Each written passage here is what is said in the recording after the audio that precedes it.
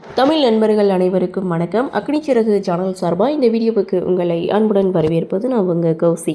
கார்த்திக் ரேவதி சீரியலுடைய இன்னைக்கு எபிசோடுக்கான ரிவ்யூ என்ன அப்படின்றத பார்க்கலாம்.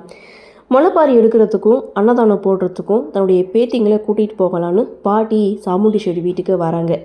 வந்த இடத்துல வழக்கம் போல் சாமுண்டீஸ்வரி பாட்டியை பார்த்ததுமே கோவப்படுறாங்க. நீ எதுக்காக இந்த வீட்டுக்கு வந்த, ஏதாவது சாக்கு போக்கு சொல்லிகிட்டே இந்த வீட்டுக்கு வந்துட்டே இருக்க அப்படின்னு சொல்லி பாட்டியை ஒரு பக்கம் திட்ட, அந்த இடத்துல வந்த விஷயத்த பாட்டி சொல்லும்போது அதெல்லாம் யாரையும் அனுப்ப முடியாது, நாளைக்கு கும்பாபிஷேகம் நல்லபடியாக நடக்கணுமா வேணாமா, நாங்கள் அங்கே வரமாட்டோம் அப்படின்னு சாமுண்டீஸ்வரி ஒரு பக்கம் சொல்ல, பாட்டியும் என்ன பண்ணுறதுன்னு தெரியாமல் அங்கேருந்து போகிறாங்க.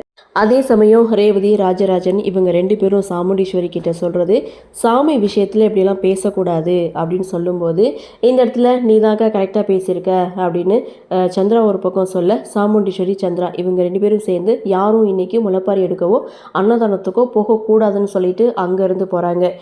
பாட்டி நடந்த விஷயத்தெல்லாம் நினச்சி மனசுடைஞ்சு போய் கோவிலில் இருக்காங்க. கோவிலில் இருக்கக்கூடிய பாட்டியை கார்த்தி மீட் பண்ணுறாரு. உங்கள் பேத்திங்களை கூட்டிகிட்டு வர வேண்டியது என்னுடைய பொறுப்பு அப்படின்னு சொல்லி பாட்டிக்கு வாக்கு கொடுத்து அங்கேருந்து கிளம்புறாங்க. சரி, எப்படி கூட்டிகிட்டு போகலாம் அப்படின்னு சொல்லி கார்த்தி ஒரு பக்கம் யோசிக்கும் போது அங்கே மயில் வாகனத்துடைய என்ட்ரி. ஸோ மயில் வாகனம் யோசிக்கிறாரு, ஒரு பிளானை வந்து கார்த்திகிட்ட சொல்கிறாரு. அது என்ன பிளான் அப்படின்னா, இங்கே சேரில் தனியாக மொபைலில் கேம் விளாண்டுட்டு இருக்காங்க சந்திரா. அவங்களுடைய முந்தானையில் நெருப்பை பற்ற வச்சு விட்டுட்டு மயில் வாகனம் ஓடி போகிறாரு. ஸோ இங்கே நெருப்பு அப்படின்னு சொல்லி அலறாங்க. ஒட்டுமொத்த குடும்பமும் அங்கே வராங்க. நெருப்பு பத்துறதுக்கு எந்த ஒரு இதுவுமே அங்கே இல்லை. அப்படி இருக்கும்போது தன்னால் எப்படி புடவை நெருப்பு பிடிச்சிக்கிச்சு அப்படின்னு சொல்லி எல்லாருமே கேள்வி கேட்கும்போது அந்த இடத்துல மயில் வாகனம் இது எல்லாமே சாமி குத்தம் அப்படின்னு சொன்னதும் ராஜராஜன் அதை பிடிச்சிக்கிறாரு. ஸோ நீங்கள் சாமி விஷயத்தில் விளையாடுனதுனால தான் இப்படி உங்களுக்கே தண்டனை கொடுக்க ஆரம்பிச்சிருச்சு அப்படின்னு சொன்னதும், சரி இதுக்கு ஏதாவது பரிகாரம் இருந்தால் செய்யலாம், சாமியாரை கூப்பிட்டு கேட்கலாம் அப்படின்னு கார்த்திக் ஒரு பக்கம் சொல்ல, சாமியாரை கூட்டிகிட்டு வரேன்னு சொல்லிட்டு கார்த்திக் மயில் வாகனம் இவங்க 2 பேரும் அங்கேருந்து போகிறாங்க. சாமியாராக வர்றது வேறு யாரும் கிடையாது, மாறு வேஷத்தில் மயில் வாகனம் தான் சாமியாராக எங்கள் வீட்டுக்குள்ளே என்ட்ரி கொடுக்குறாரு. வந்த இடத்துல விஷயத்தை பேசாமல் மூத்த மருமகனை பற்றி ரொம்ப பெருமையாக பேசுகிறாங்க.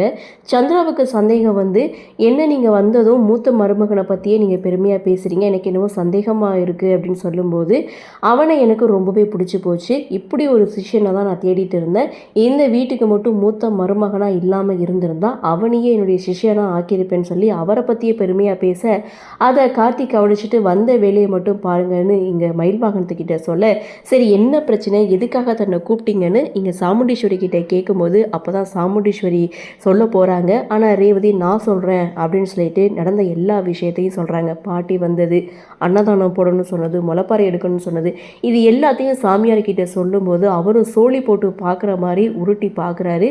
பார்த்துட்டு எதுவுமே சரியில்லை, இது எல்லாமே சாமி கோத்தம் தான் அப்படின்னு சொல்லிட்டு, நீங்கள் சாமி விஷயத்தில் இப்படி நடந்துக்கிட்டதுனால தான் உங்களுடைய புடவை வந்து தீப்பற்றி எரிஞ்சுது. ஸோ நீங்கள் முதல்ல இந்த பரிகாரம் செய்யணும்னா முளைப்பாரி எடுங்க, அன்னதானம் போடுங்க, அப்போ தான் குடும்பம் நல்லா இருக்கும் அப்படின்னு சொல்லிட்டு சாமியாரும் அங்கேருந்து போகிறாங்க. சாமியாராக போகிறது மயில் வாகனம் தான். ஸோ கார்த்தி தான் மயில் வாகனத்தை கூட்டிகிட்டு அங்கேருந்து போகிறாங்க. அடுத்து சாமுண்டீஸ்வரி ஒரு முடிவெடுக்கிறாங்க. சரி, முளைப்பாரி எடுக்கவும் அன்னதானம் போடவும் கோவிலுக்கு போகலாம் அப்படின்னு சொல்லி முடிவெடுத்ததும், இந்த விஷயத்தை பற்றி நான் பாட்டிக்கிட்ட போய் சொல்லிட்டு வரேன்னு கார்த்தி அங்கேருந்து கிளம்ப கோவிலில் இருக்கக்கூடிய பாட்டிக்கிட்ட இந்த மாதிரி உங்கள் பேத்திங்க அன்னதானத்துக்கு வராங்க, முளைப்பாரி எடுப்பாங்க அப்படின்னு சொன்னதும் பாட்டியோட சந்தோஷத்துக்கு அளவே கிடையாது. தான் எடுத்து வச்சுருந்த ட்ரெஸ்ஸை கார்த்திகிட்ட கொடுத்து போட்டுட்டு வர சொல்கிறாங்க. கார்த்தியும் அந்த ட்ரெஸ்ஸை எடுத்துகிட்டு வீட்டுக்கு வராங்க. பாட்டிக்கிட்ட விஷயத்த சொல்லிட்டேன், பாட்டி உங்கள் எல்லாருக்குமே ட்ரெஸ் எடுத்து கொடுத்துருக்காங்க, இதை போட்டுட்டு தான் வர சொல்லியிருக்காங்கன்னு சொல்லி கொடுக்க, எனக்கு வேணாம் மற்றவங்களுக்கு கொடுங்கன்னு சாமுண்டீஸ்வரி ஒரு பக்கம் சொல்ல எல்லாரும் ரொம்ப சந்தோஷப்படுறாங்க.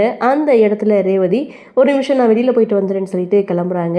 எங்கே போகிறேன் அப்படின்னு சொல்லி கார்த்திக் கேட்கும்போது, இல்லை முக்கியமான ஒருத்தவங்கள இன்வைட் பண்ண வேண்டியது இருக்குது, போயிட்டு வந்துடுறேன்னு சொல்லிட்டு நேராக அவங்க மைதிலியை தான் மீட் பண்ணுறாங்க.